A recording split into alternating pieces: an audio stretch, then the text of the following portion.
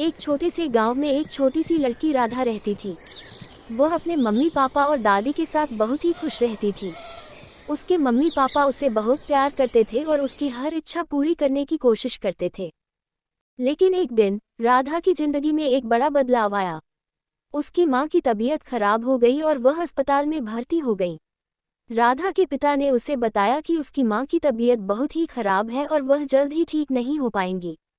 राधा को ये बात सुनकर बहुत ही दुख हुआ। वह अपनी माँ से बहुत प्यार करती थी और उनके बिना वह अपनी जिंदगी की कल्पना नहीं कर सकती थी। लेकिन राधा की माँ की तबीयत दिन ब दिन खराब होती गई और आखिरकार वह इस दुनिया से अलविदा कह गई। राधा को अपनी माँ की मृत्यु का बहुत ही दुख हुआ। वह अपनी माँ के बिना बहुत ही अकेली और उदास महसूस करने लगी। लेकिन राधा ने हार नहीं मानी और उसने अपनी जिंदगी को फिर से संवारने का फैसला किया। कुछ समय बीतने के बाद राधा की उम्र 18 साल की हो गई और जब वो एक दिन अपनी नानी के घर से वापस आई तो उसे पता चला कि राधा के पिता ने दूसरी शादी कर ली और उसकी दादी भी चल बसी।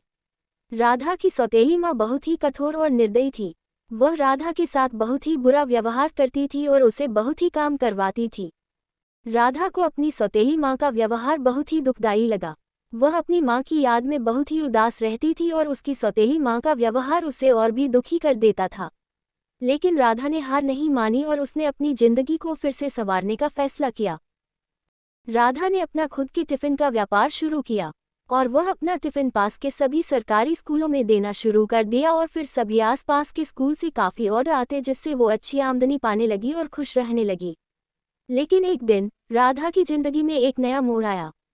वह एक लड़के से मिली जो वहीं पर टीचर था। वह लड़का राधा को बहुत पसंद आया और उसने उसकी जिंदगी को पूरी तरह से बदल दिया। राधा और उस लड़के की दोस्ती धीरे धीरे प्यार में बदल गई और वे दोनों बहुत ही खुश रहने लगे। राधा की कहानी हमें ये सिखाती है कि जिंदगी में कठिनाइयाँ तो आती हैं, लेकिन हमें हार नहीं माननी चाहिए।